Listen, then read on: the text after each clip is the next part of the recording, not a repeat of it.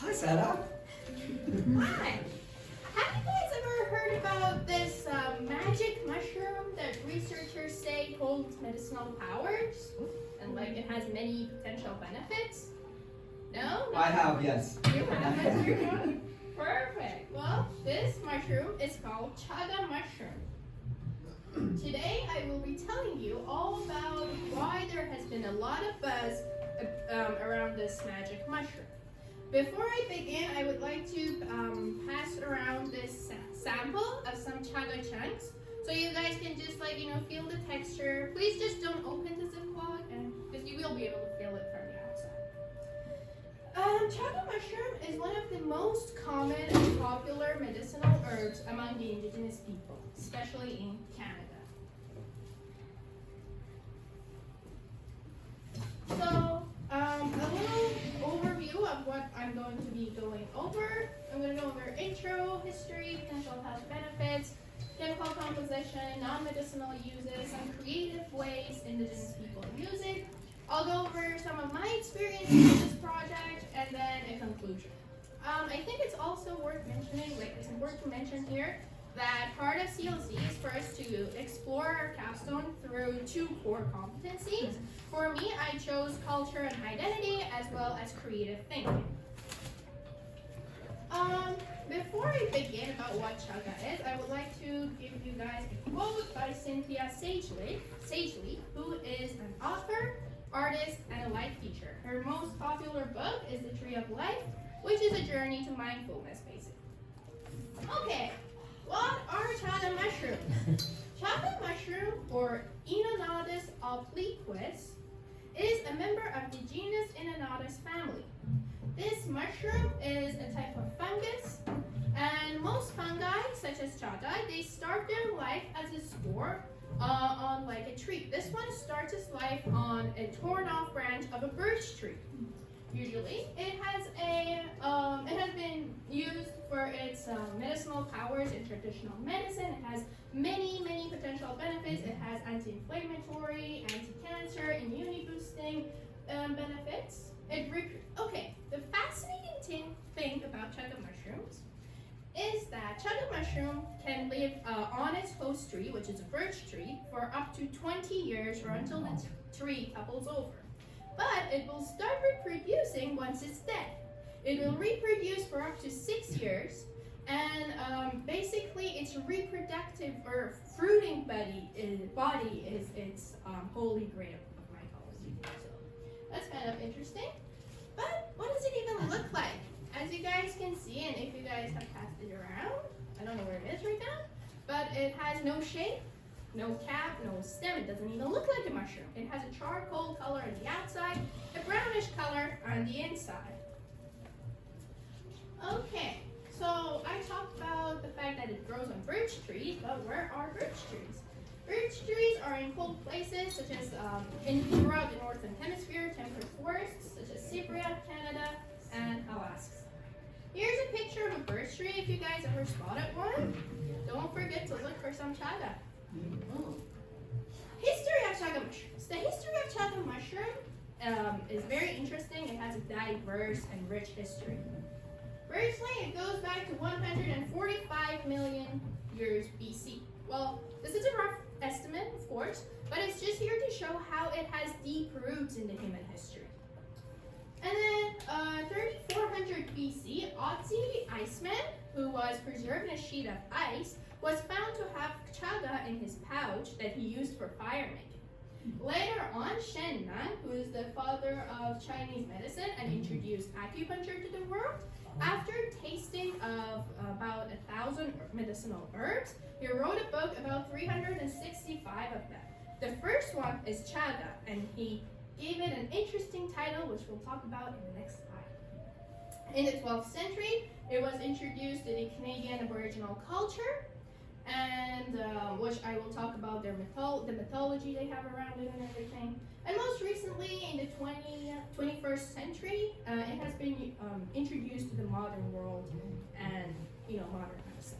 In Asia, it has become an official medicine. In the Western part of the world, they're still doing research on it. So yeah, Shen Neng, the father of Chinese medicine, who also wrote the book Divine Husbandman's Materia Medica, put chaga as the first herb and gave it the title of King of the Herbs. Some natural enthusiasts call it a superfood because it is richer than any other superfood in antioxidants. So, yeah. The mythology of chaga mushroom. So ever since its introduction to the Aboriginal culture in the 12th century, there has been a lot of folklore around it. Firstly, the Denisovan people of northern Saskatchewan have an interesting mythology. So basically, every time an event was going to take place, they would put 2 lines of powdered chaga. They would light up both sides from the opposite sides, and whichever side burned first, that event would happen. So they would assign 2 related events. Whichever side burned first, that event would happen, and they have this saying that they say it smells when it burns. And the Cree people of Canada, who are mostly settled in Alberta and Hudson's Bay, they have another interesting story. They say an individual once threw a scab mistaken for a piece of dried meat, and then the tree tried to ingest it. So we can see how one of the core competencies, which is culture and identity, really relates to this, to the Indigenous culture and background and history. And another thing, chaga has a very sweet, pleasant smelling, like smell and aroma. And because of that, they use it in their rituals and practices. What to use chaga for? So this magic mushroom, it has all these benefits, all this history. What to use it for? Well, the Khanty people of Russia, they use it for 3 main purposes: cleaning and sanitizing, digestion aid, lung health by smoking it. Now, this is not advised. Don't try at home. There are certain methods for it, right? But they would use it for improving lung health and curing things such as asthma. The Gitxans of BC have a saying that they say, take a sliver of the black coal from the crack of birch tree and burn it for joint pain and joint. Yeah. So basically here is a list of the things chaga can cure: cancer, diabetes, arthritis, joint pain, toothache, viral conditions. It can cure all of these. Also, it can be used for purifying the blood, protecting hair and skin, making protein clones. Fun fact, chaga is full of UV blocking melanin, and so it's very good for your skin. It's one of the most popular mushrooms in the beauty and healthcare area, like skin conditions. So, yeah, going into the potential health benefits, chaga mushroom is known for its potential health benefits. It helps with immune system support. It's anti-inflammatory, anti-cancer, antioxidants, antibacterial, and improves your physical performance by reducing fatigue. So basically, I'm going to talk about this later as well. You can use it instead of coffee. It has all the good things coffee has without the bad things. It's not addictive. It doesn't have caffeine. And it helps with energy production, boosting your energy. To be even more scientific, we're going to look at the chemical composition. So chaga mushroom, it is known for its unique chemical composition of bioactive compounds. And inside chaga mushroom, because of beta-glucans or melanin or minerals, it has all those potential benefits. Here's a picture for scientists in the class if you want to look at the chemical composition. And Michael, no. Yeah, you can see it is very high in antioxidants. And so from traditional to modern use, we can kind of see logic. Okay, so how did Indigenous people use this? Indigenous people have ways of using it. Either you're using it through traditional or modern use. You can use it through these methods. So pills, soaps, tea is the most common one, extracts, and powder. So these are the different ways you can use it. Another method that chaga is used through is moxibustion. Most commonly, Cree healers use it that way. Moxibustion is like a traditional way where they burn chaga chunks and they put it on or near this surface of your skin, and then basically the heat generated by it helps that promote like circulation, promote healing as well as relieving pain, and also it opens up the spiritual powers of chaga. Non-medicinal way Indigenous people use it. So mostly I talked about medicinal way, but I related it to the creative thinking core competency because Indigenous people have been very creative. They have come up with non-medicinal ways to use it. So they use it other than medical purposes. They use it as a coffee substitute, as I talked about. They have incorporated it into their diet. They use it for cleaning purposes. In the case of Khanty people, we saw that. And also you can use it as dye for textiles. Yeah, next I'm going to cover some of the recipes that you can make, that you can use chaga in. So again, Indigenous people have been very creative. A lot of recipes for us. You can use it in your food, such as soups, hot beverages, coffee, tea, latte, hot chocolate, snacks. You can put it in your muffin. It's very good for you. Or salad dressings. Basically, you can use the powder, the chaga chunks for these guys, and then the powder for those. You can also use it in your smoothie. Okay, now up to this part, I only talked about chaga. Now I'm going to talk about the experience I had, the challenges I faced, and how my learning kind of like got improved and how my knowledge improved. So firstly, I would like to say that my mentor played a significant role. He always guided me in the right direction and everything. And then, so this project was challenging, you know, finding places and people who sell organic chaga, learning how to use it, even finding out what the most common medicinal herb among Indigenous people is was a challenge. But they were all fun challenges. I enjoyed them.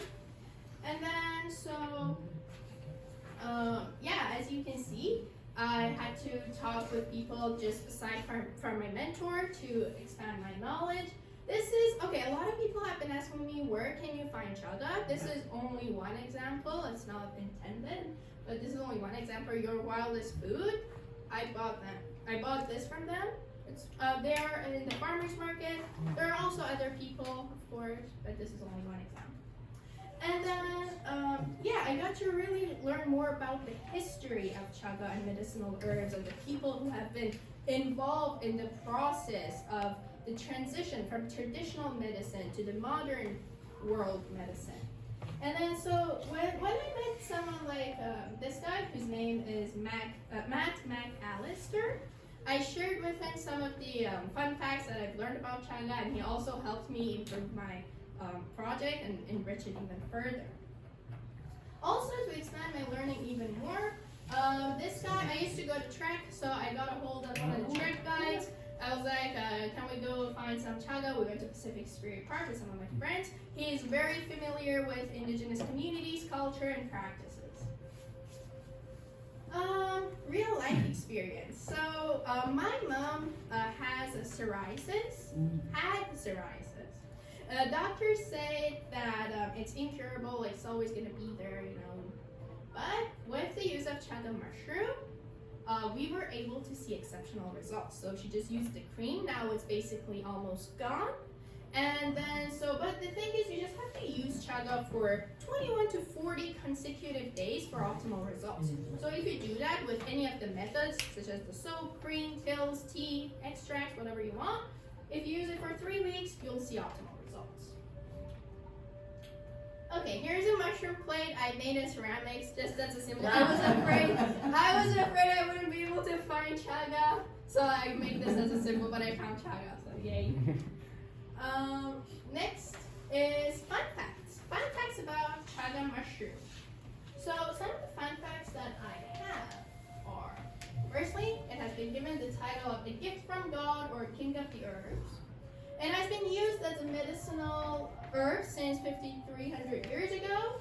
It has been searched in Google 967,000 times. It has 0 toxic compounds it will not hurt you, it will only help you. And so it's also hypoallergic. And then it was reserved for royalty in ancient times. Yeah, it was very important for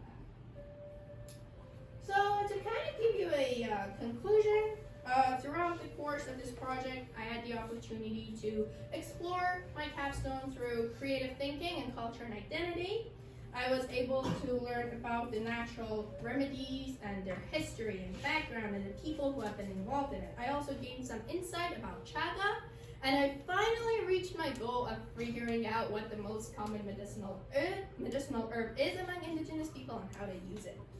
I'm really grateful for having undertaken this project, and really it helped my learning a lot.